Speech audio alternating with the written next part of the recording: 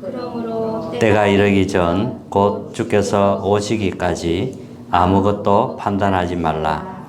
그가 어둠에 감춘 것들을 드러내고 마음의 뜻을 나타내시리니 그때에 각 사람에게 하나님으로부터 칭찬이 있으리라. 아멘. 복음을 몰라서 많은 사람들이 고통 속에서 헤매고 있습니다. 정치인에게도 복음이 필요하고 지식인, 경제인에게도 복음이 필요합니다. 이 복음은 헬라인, 또 유대인, 모든 이방인에게 필요한 복음입니다. 이 복음이 아니고서는 인간이 당하고 있는 근본 문제에서 벗어날 수가 없습니다. 복음은 나의 과거, 나의 오늘, 또 미래를 살리는 능력입니다. 복음 안에서 새로 시작하는 은혜가 있기를 바랍니다.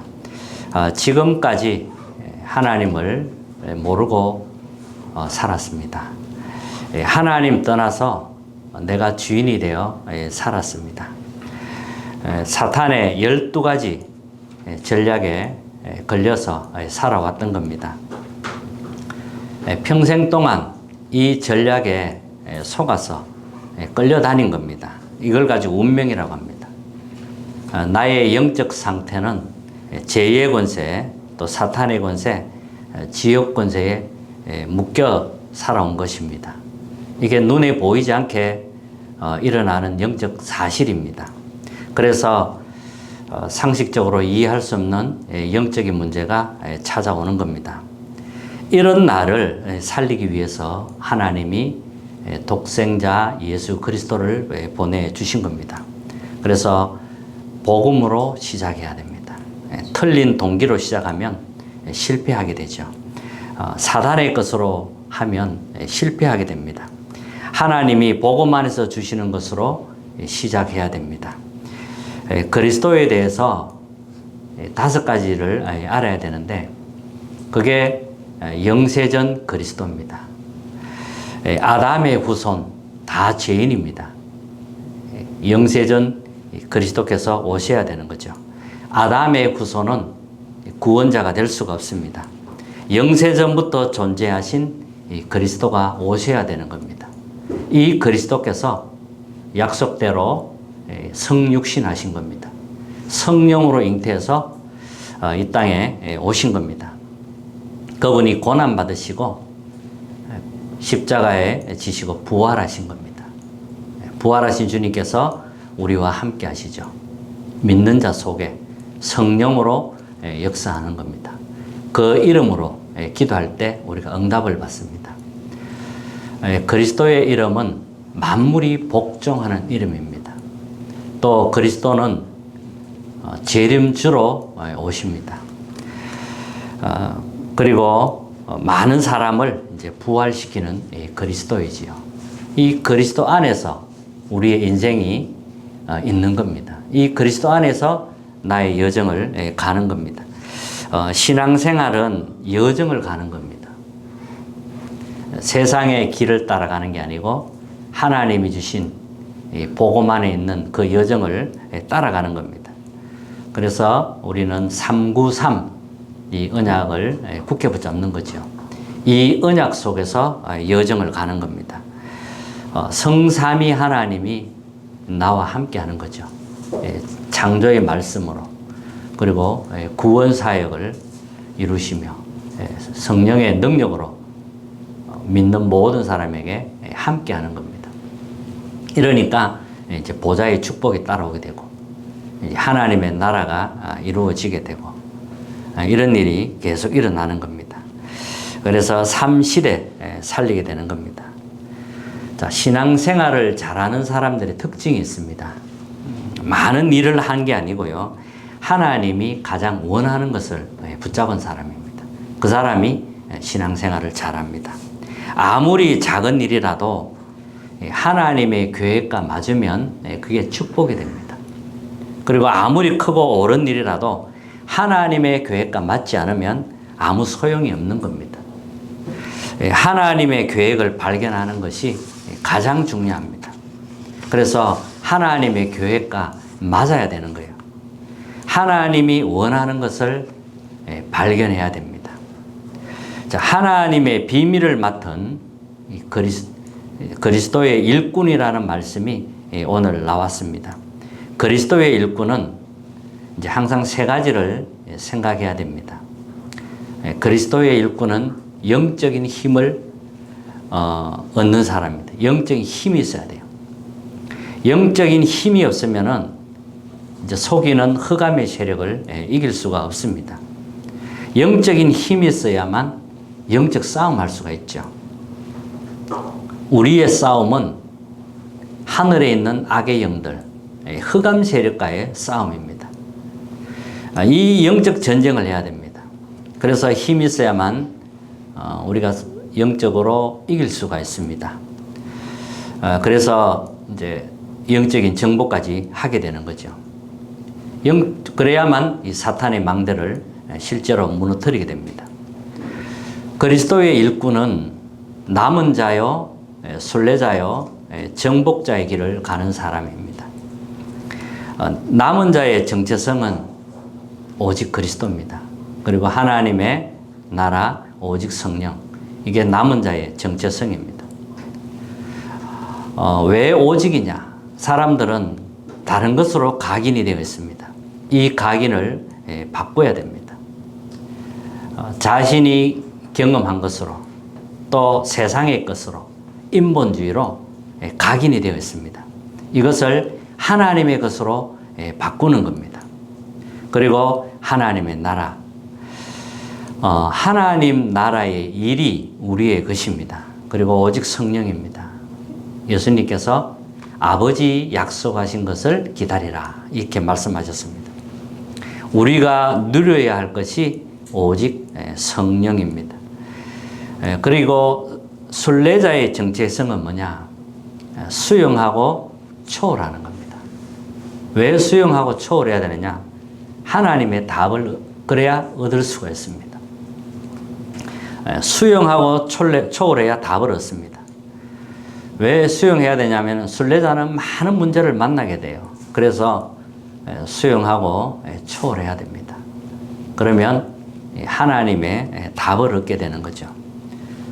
또 정복자의 정체성이 있습니다. 그게 뭐냐면 무속 점술 우상의 현장 살리는 정복자입니다. 병든 현장을 살리는 것이 정복자의 길입니다. 고린도전서 오늘 읽은 본문에 보면 사람이 1절 2절을 보면 마땅히 우리를 그리스도의 일꾼이요 하나님의 비밀을 맡은 자로 여길지어다. 맡은 자들에게 구할 것은 충성이니라. 충성이란 말이 나왔습니다. 자, 오늘 첫째는 그리스도의 능력이 나타날 때 운명이 바뀌게 됩니다. 그리스도가 무슨 말입니까? 기름 부음 받은 자는 뜻입니다. 이 그리스도가 사탄의 그 권세를 깨트린 왕이라는 뜻입니다.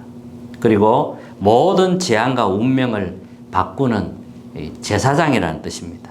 그리고 그리스도의 이름으로 구원을 받고 하나님 만나게 하는 선지자라는 뜻입니다.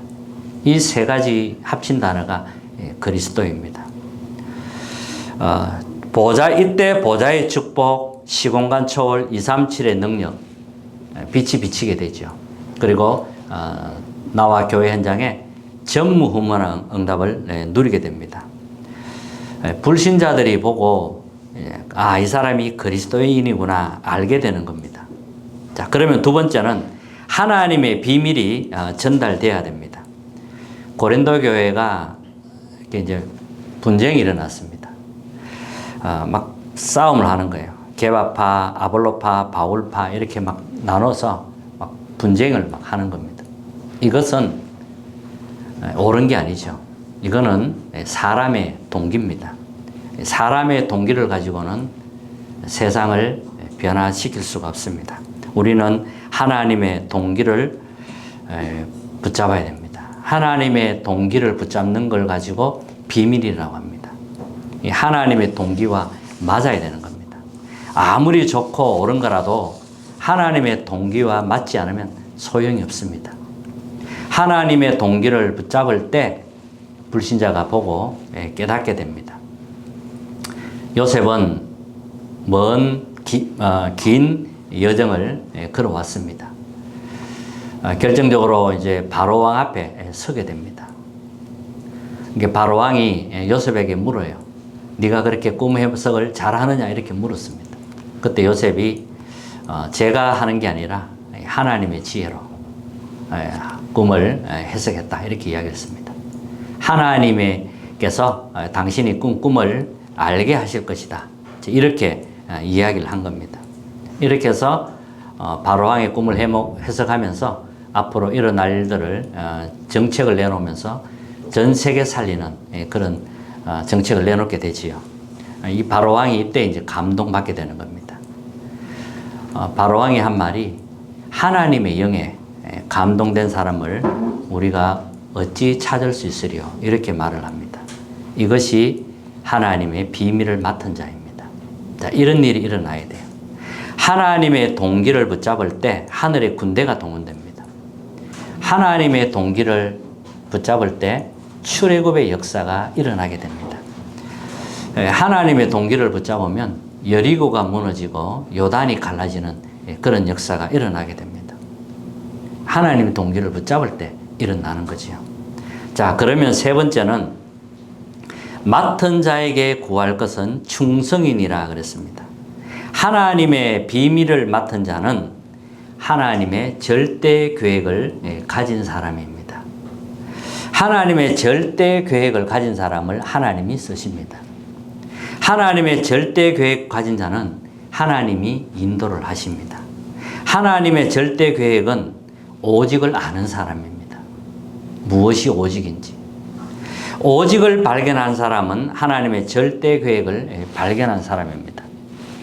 맡은 자들에게 구할 것은 충성이니라 그랬습니다. 생명 걸 가치를 아는 사람이 충성할 수가 있습니다. 하나님의 절대 계획을 아는 사람은 생명 걸 가치를 발견할 수가 있습니다. 이런 사람을 보고 하나님의 비밀을 맡은 사람이다 이렇게 이야기를 하죠. 자, 그러면 결론입니다. 우리 가정에 왜 영적인 문제가 많은가? 이런 질문을 할 수가 있습니다. 오직 복음으로 답이 나는 시간임을 기억하시기 바랍니다. 그러면 전 세계의 영적 문제가 전 세계가 영적인 문제에 걸려서 죽어가는 게 보이게 됩니다. 그러면 전 세계 영적 문제를 바꾸는, 살리는, 영적 문제에 걸린 사람을 해결하는 그런 주역으로 쓰임받게 됩니다. 왜 하나님의 백성이 가난하고 무능하고 병들어 죽는가? 이렇게 질문할 수 있습니다. 세계복음화 해야 되는데 사람들은 관심이 다른 데 있습니다. 그래서 불신자 심부름 하다가 죽는 겁니다. 그리고 다른 동기를 가지고 살아가는 거지요. 그래서 예수님이 너희는 먼저 그의 나라와 의를 구하라. 그리하면 이 모든 것을 너희에게 더하시리라. 이렇게 말씀하신 겁니다. 하나님이 우리를 부르실 때 불신자처럼 그렇게 살다가 죽도록 부르신 게 분명히 아닙니다. 하나님은 절대의 계획을 가지고 부르신 겁니다. 하나님은 우리를 다른 사람 살리는 사람으로, 세계복음하는 사람으로 부르신 겁니다. 꼭 기억하시기 바랍니다. 하나님의 비밀을 맡은 일꾼, 이 말씀을 한 주간 동안 묵상하시기 바라겠고요. 맡은 자에게 구할 것은 충성이다 그랬습니다. 하나님의 새 은혜가 임하는 한 주간 되시기를 주님의 이름으로 축복합니다.